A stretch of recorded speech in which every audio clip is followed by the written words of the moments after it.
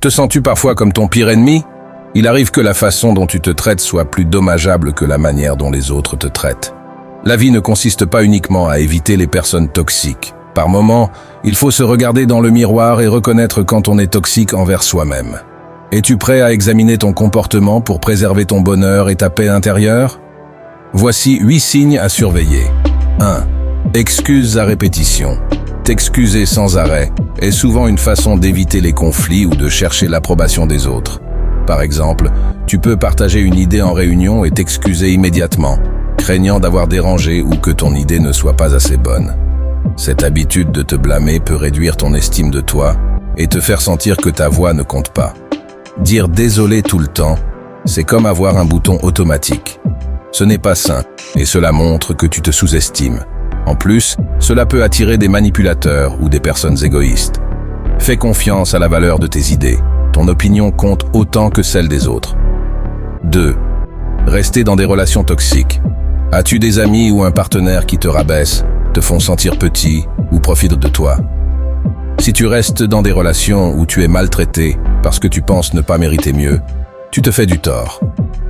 Imagine un partenaire qui critique toujours tes choix ou un ami qui t'appelle uniquement quand il a besoin de toi.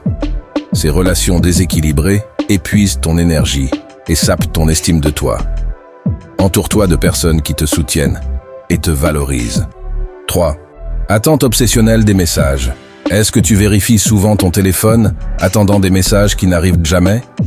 C'est facile de mesurer ta valeur à travers l'attention en ligne, mais la véritable estime de soi vient de l'intérieur. Au lieu de rafraîchir tes messages, concentre-toi sur ce qui te donne de la valeur, sans dépendre des autres.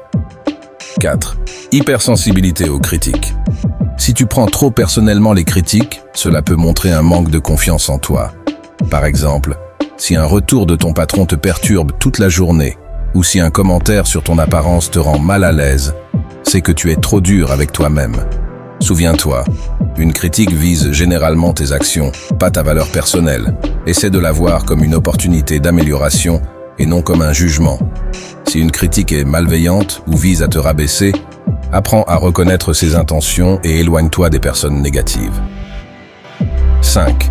Autogaslighting. L'autogaslighting, ou autocritique excessive, vient souvent d'une voix négative entendue dans le passé, comme celle d'un parent ou d'une personne influente. Tu te dis peut-être « je suis sûrement trop sensible ». Quand on te manque de respect, ou « j'imagine des choses ». Quand ton intuition détecte un problème, essaie de remplacer cette voix critique par une voix qui te soutient. Le but n'est pas de cesser toute critique envers toi-même, mais de la rendre constructive. Sois curieux au lieu de te juger, pour valider tes besoins plutôt que de les invalider. 6. Le piège de la comparaison. La comparaison est le voleur de joie. Elle te plonge dans un état de déception constant, te faisant sentir inadéquat et malheureux. Par exemple, tu vois les photos de vacances d'un ami sur Instagram et tu envies sa vie, ou tu entends parler de la promotion d'un collègue et tu te sens comme un échec, même si tu as accompli beaucoup de choses. Rappelle-toi que chaque parcours est unique. Ne compare pas tes coulisses aux moments forts des autres. 7. Dormir pour fuir les problèmes. Utiliser le sommeil comme échappatoire peut être nocif. Cela arrive quand tu te couches tôt ou fais des siestes, non pas parce que tu es fatigué, mais pour éviter le stress ou les difficultés. Même si le repos est essentiel, s'y réfugier pour fuir les problèmes peut aggraver la situation. Essaie des stratégies plus saines, comme établir un plan d'action précis. 8. Dire oui à tout. Toujours être d'accord avec les autres pour éviter les conflits peut te faire perdre ton identité. Par exemple, accepter les plans d'un ami que tu n'aimes pas pour ne pas le contrarier peut te rendre frustré ou te faire oublier qui tu es. Ce comportement peut être une réponse à un traumatisme où tu mets les besoins des autres avant les tiens pour te sentir en sécurité. Mais exprimer tes opinions et défendre ce qui est important pour toi, c'est essentiel. Se regarder en face et affronter ces comportements demande du courage, mais c'est un pas puissant vers l'amélioration et la guérison. Souviens-toi, tu mérites l'amour, le respect et le bonheur. Ces signes ne définissent pas ta valeur. Ce sont simplement des points à travailler pour être plus bienveillant envers toi-même. Si certains de ces points te parlent, sache que tu n'es pas seul. On traverse tout ce genre de choses, et partager nos expériences peut être incroyablement libérateur. Et toi, as-tu remarqué certains de ces signes dans ta vie ?